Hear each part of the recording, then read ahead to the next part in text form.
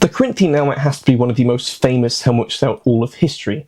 It's truly an iconic image and basically everyone knows it. Today we're going to turn our focus into an earlier rendition of this helmet which isn't commonly thought about, the more archaic style version, though sort of basically all Corinthians are archaic, but specifically the so-called Myros Corinthian helmet, which is my personal favourite helmet of all of history. I have here one of the only replicas of a Myros Corinthian, which has been beautifully made for me by Ferran Garreta in Spain. I'll leave a link to their website in the description below. This is based on a very famous Myros Corinthian helmet housed in the British Museum, dated around 650 to 570 BC. And you will see that it is quite different to the Corinthian helmet that most people think of, or the Hermione Corinthian helmet. There are a few main characteristic elements to this style of helmet. First off is its actual construction. It seems that most of these are actually made basically from a cast, so not the entire helmet cast, but essentially the front was cast and then worked out. These are made from one piece. We see some that have very thick fronts. Typically the nasal is the thickest, sometimes even going up to 10 millimeters, and the back going to possibly even like 0.4 millimeters. And we also see some like this one, which are basically the same thickness, about 2 millimeters on the front and 1 millimeter on the back. The next sort of most characteristic part of this helmet, which is really what makes it a Myros Corinthian as opposed to any other sort of archaic style Corinthian, are the ears. Now, basically no Corinthian helmets have ear cutouts. Again, that's more of a classical thing. But this has sort of these ear notches. You can sort of see these square cutouts. That is basically what makes it a Myros Corinthian helmet as opposed to any other form of earlier style. Another element of the Myros is that they are typically adorned with very decorative bands around the eyes and around the helmet in general. And there is a sort of theory that suggests that these have been very popular in Sparta. This is sometimes even nicknamed the Spartan helmet. Though we can't really link this to Sparta specifically, it does seem that this was a Peloponnesian design. All of our finds, I believe, have been found in and around the Peloponnese, so likely saw a lot of use in Sparta, and we have some Spartan bronze figurines that very clearly have Myros helmets. You can see the ear notches, however not all of them. So this is sometimes posed as a Spartan design, maybe a Laconic workshop that produced it, which is possible.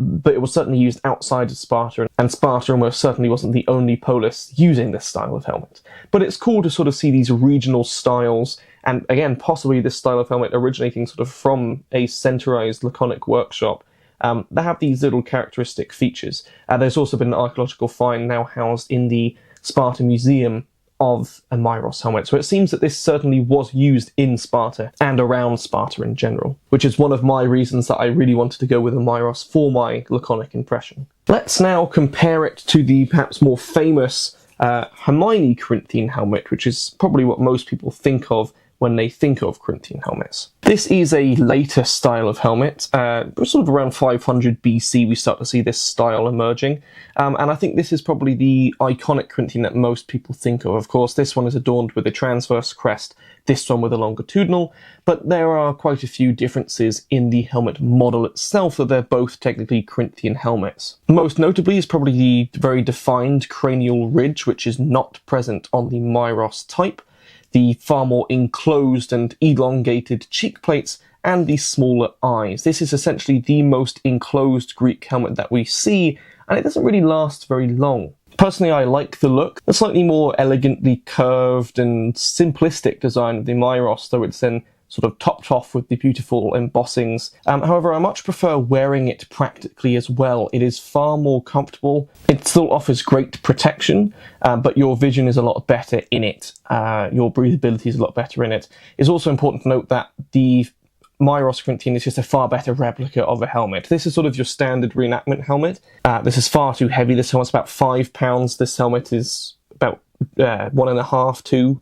This is an accurate weight for an original. This is about 3 times the weight of an original. So that does have a massive part to it, is the actual quality of the reconstruction. But I personally much prefer this style, and it is interesting how this evolves pretty late in the use of the Corinthian helmet and isn't used for that long until the Corinthian helmet basically fades out of use. This style of helmet you would have seen at battles, such as the Battle of Champions, and it would have likely still lingered around into the Greco-Persian Wars. It would obviously be an older helmet at that time, But the Greco-Persian Wars are basically smack bang in the middle of what we call the transitional period, which is quite a large span of time that slowly changes from the archaic period, from style of warfare to equipment and armaments, into the more classical era. So we would have likely seen quite a large array of older and newer armor styles around these battles. We're now going to take a look at what it's sort of like to wear one of these helmets, how it should fit you, and a few details like that. As always with armor, you don't wear it on its own. You use an internal form of padding. The most simple for that is a cap. We have evidence of grass woven caps being used. Probably the most common was a felted hat. It's like a pilos hat. This is just sort of a very simple fabric, a little bit anachronistic, but basically the same thing. A cap doesn't have to be too big, again, because the helmet should fit you properly, just to partly absorb blows, make it fit better, and elevate the helmet off of your head slightly. And as you can see, this helmet fits me incredibly well. This is how a proper helmet should fit you. You should not have much space at all. My cheeks are actually touching the cheek plates here, so even if I smile, the helmet will move. My vision in this thing is absolutely great. My eyes are very, very close to the ocular that is on the helmet. You can imagine looking out of a slit that big far away limits your vision, but as you move it closer, you see a lot more. It's the same thing with helmets. If you don't have a helmet that fits you properly, your vision will be far worse because the eye sockets will be further away from your face. I've got about 90% visibility in this, even though this is quite an enclosed helmet. I can see straight absolutely fine. My peripherals are great. I can see my hands about here. So basically 180 degrees peripheral vision. I can see down, down this way, fine, all the way around. I have a blind spot, and it's quite a small blind spot, just blocked by the cheeks here, where this eye looks this way and this eye looks that way. That's about here. I can't see my, here.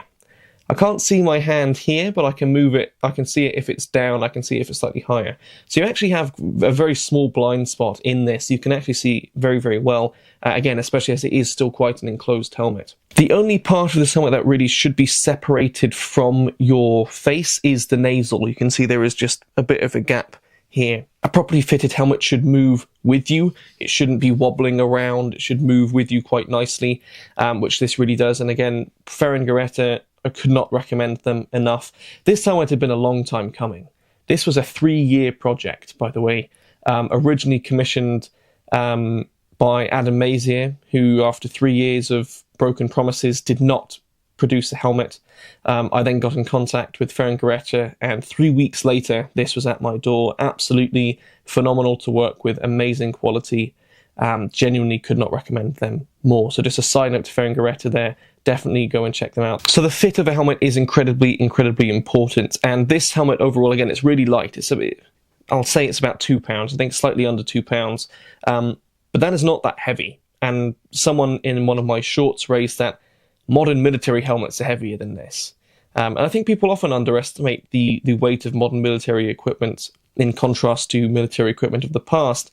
Our modern military's sort of equipment is heavier than most historical warriors, far heavier than hoplites panoply, which is at around 25 pounds if you take shields and weapons out of the equation. So this armor is not very heavy. It's actually typically very thin and light, which is really interesting. Give us a little bit of insight into the style of warfare that we're looking at. Well, that will be a topic for another video. And for those of you that asked, yes, you can still do the tipped up look with this style of helmet quite comfortably. Again, it's very, very light. Let's now talk a bit about the Crest, which is a massive part of these styles of helmets. Though the transverse is my favourite, we have a little bit of an unhealthy relationship with my love for the transverse Crest. I originally wanted to do it with this. Few things led to another, and I ended up making this. Which, for those of you that don't know, my entire archaic panoply is based on a Laconian found figurine, and this is more faithful to the figurine. I went so far into trying to recreate the figurine that I even came up with this sort of crest construction, which is a little bit different to what most people think of. This is a tablet woven crest box, which the hair tufts are inserted into sort of U shapes. I have a whole video on how I made this. For those of you that are interested, I'll link that in the description below. My main reasoning for going with this tablet woven construction, then slotted into a leather crest box, is that we often see in sculpture and present on my bronze figure a dual crest box sort of thing going on, where we see a larger crest box and then a smaller one. We also see in art pictures of crests actually being hung up, which would indicate flexibility. We also see a vast variety of geometric patterns present, and credit to where credit's due is actually Res Bellica, who is another manufacturing company and seller of ancient armor, that I first saw do a woven crest like this, and I sort of thought that was a really, really cool idea and built upon that and produced this theory. This is my favourite style of crest construction theory that we have. Others go from simple wooden boxes, it's the most common on reenactment helmets, to leather woven crest boxes that give you the checker pattern.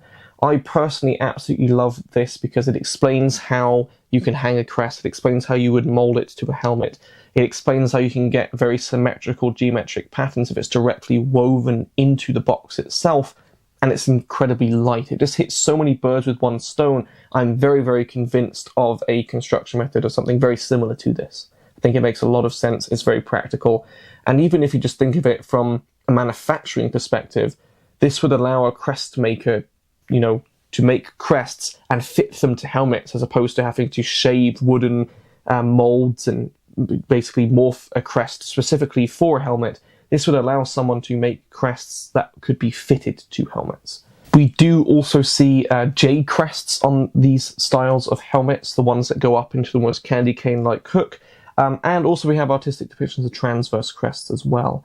So pretty similar to other helmet styles. Something else that we often see with crests in art is actually them being incredibly thin. Lots of our modern reproductions, for instance my transverse here, has a very thick and very, very heavy crest. I think the crest is about as heavy as the helmet. And we really don't have that look in art. We seem to see quite streamlined, light crests, which again makes a lot of sense. And that was really something that I tried to go for. You'll also notice that there is stitching that goes across the crest. This is something that we likely see in art, even sometimes with the addition of beads. Not always. This is quite an important part when we recreate these crests to keep them up. Is basically a stitch that goes along, and most people find that this really limits crest droop, which is an absolutely dreaded thing in reenactment when it comes to crests, is crests inevitably droop, whereas this really helps stop that from happening. And it does again match with sort of what we see in art as well. So that was a quick overview of the Myros style Corinthian, my personal favourite helmet of all time. There are some more exciting armour updates that will be coming very soon on the channel, including a full overview of an archaic panoply, which it's been a long time in the making, a long-term project that is finally coming to a close, and this is one of the sort of key parts of that. So stay tuned to watch more videos delving into the archaic side of ancient Greek warfare and armament, which in my opinion is the coolest and most interesting. Thank you very much to our channel members for supporting the channel. If you yourself would like to support the channel, it would be greatly appreciated. Of course, liking and subscribing and sharing the videos do a lot of help to get this quite niche style of content out to more people. But if you'd like to go the extra mile, then checking out channel memberships can really just help boost a little bit more to the channel. Thanks very much for watching this video in the first place. Truly it means a lot, and I'll hopefully see you in the next video.